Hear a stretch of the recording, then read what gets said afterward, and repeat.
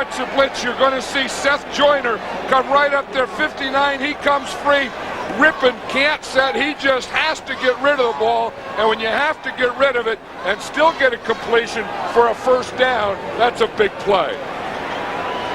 Mark Rippon's having a big day. Ricky Sanders is having a big day. Sanders has seven catches for 114 yards, and of course that big one for the touchdown.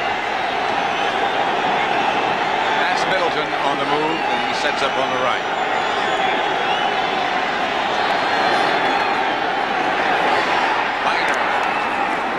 Close to midfield. Stopped by Joyner again.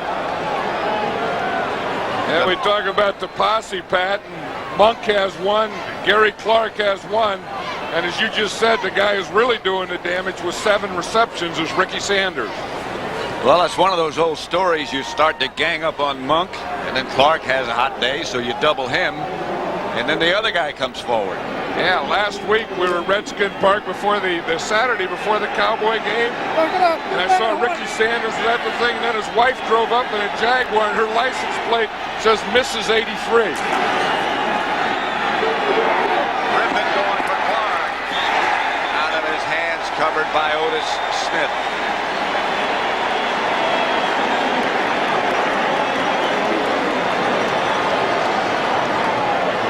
Gary Clark had the hamstring problems. He always has hamstring problems, but he pulled one in last week's game, so he had to get it retaped, and then he didn't practice all week.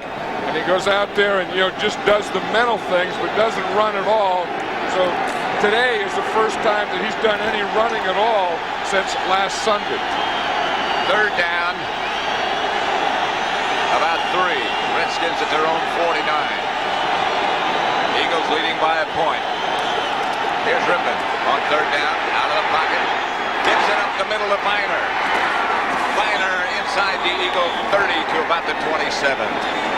Smith and Miano tripped up Ernest Biner, but good yardage. I'll tell you, Rippon's really standing in there because he's going to get some pressure from Reggie White, number 92 there. See him coming at him. He just sees that, feels that, steps up a little, and finds Ernest Biner. I'll tell you, Rippon has made a heck of a lot of moves and adjustments in that pocket today. I mean, he's not the quickest guy, he's not a scrambler, but he's just made subtle little moves that have made things happen. That one there, the blitz when Joyner wasn't blocked, and of course seeing Ricky Sanders for the touchdown as the third receiver. Rippon over 3,000 yards. Fires again. Picked off by William Thomas. First down, Eagles, as they lead by a point and they take over. Not a happy Joe Gibbs, but a jubilant bunch of Eagles.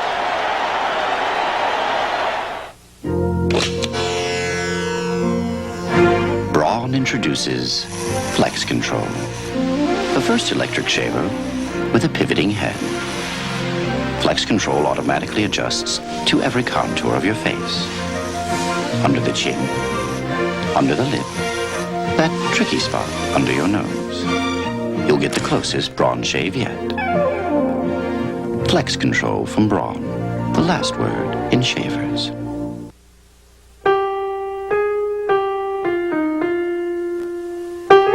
Every now and then, people come across something so well thought out, so timeless, it becomes a classic. Which may explain why the Honda Accord has been the best-selling car in America for the past 3 years.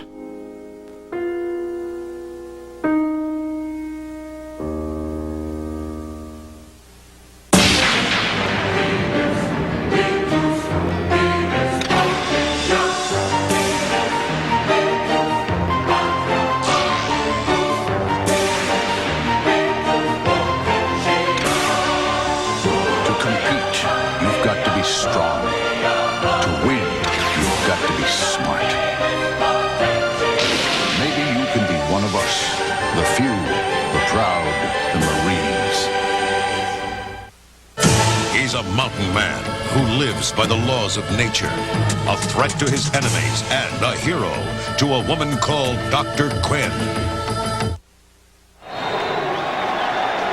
Eagles lead by a point, 14-13. Here's the interception, John. And you're going to see Tommy Jeter come near and make Rippon throw it a little to his left. The guy that tipped it was Byron Evans, the middle linebacker. And, of course, William Thomas ended up with it. Ike Sherman left side, not much. Tim Johnson stopped him after a yard gain.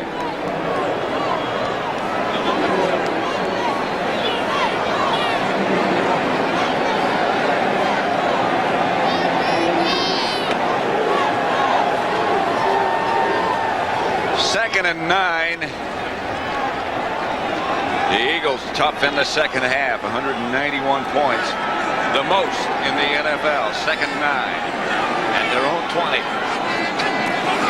Up by a point. This whole thing is out of sync, and flags come flying from everywhere. Yeah, it looked like Randall wanted the ball, like he was trying to come out of there, and the backs were trying to leave, and the center, Dave Alexander, didn't give it to him.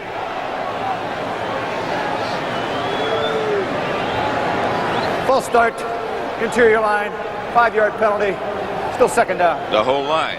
See, now watch the back start to move to their left and Randall start to pull out. You see, Herschel Walker was already across the backfield. Randall was pulling out, but you can't pull out until you get the ball. And David Alexander didn't give him the ball. Second and 14. Redskins adjust. Williams goes in motion. Cunningham to throw it. Incomplete for Barnett. Low and wide. You see Darrell Green was right there. I think it's amazing, you know, that Darrell Green is even back playing. I mean, he broke that right arm. He had to have surgery. They put a plate in the right arm, 3 screws on either side of the plate, and he very well could have taken the year off. But a guy like Darrell Green has played in this league as a pro and an all-pro for 10 years, and the reason he has is because he loves to play and wants to play. Third down and 14. Cunningham from the spread formation this time, with time. Going deep. Complete. A collision right in front of the Redskin bench, but no flags thrown. Barnett was the intended receiver. Darrell Green was the defender. I think just to amplify on that point you were making, when Darrell Green came back, as he did, that's when the Redskins started to play better. I know it because, you know, he can do so many things. You see him there with Fred Barnett. He's one of the fastest guys in the league. He's one of the best cover guys in the league. Then you can do a lot of things around him. Mitchell fumbled the punt. A dive for the ball. I think the Eagles got it. And a fracas breaks out back on about the 35-yard line, and flags come flying. So the ball was loose. The ball was loose, and it looks like it's going to be the Eagles' ball. And then a fight broke out about 10 yards behind the ball, and they're still fighting. And another one. Eagles ball. Heath Sherman made the recovery. Again, Brian Mitchell just never got the handle on that one, Pat. Looked like there was no one there. They had him surrounded, and no one hit him. Then he just dropped that ball. The ball was recovered by Philadelphia after the play. Unsportsmanlike, number 20 of Washington, 15 yards. Alvoid Mays was involved in that other fracas we were talking about 10 yards away from the ball, which you didn't see, but we did. That's the reason for the penalty. You know, and Brian Mitchell has been one of the playmakers for the Redskins. You know, they didn't mark the penalty off yet. I think they were going to give the ball where it recovered. Now they're going to mark that 15-yard penalty. There they go. Well, now the ball is already down on the 35-yard line in Philadelphia's possession. It looks like they will have it there, 1st and 10. You know, both coaches, when we talked to Joe Gibbs last night, Rich Kotite yesterday, they both said a big part of this game is going to be special teams.